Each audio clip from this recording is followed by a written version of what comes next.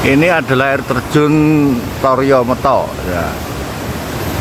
Ini sebenarnya air terjunnya bagus. 10 tahun, 20 tahun, 15 tahun yang lalu saya pernah kesini. Nah ini karena ditutup. Ini masuk wilayah Madiun katanya. Ini jalannya terjal. Nah di sana itu ada air terjun yang bagus.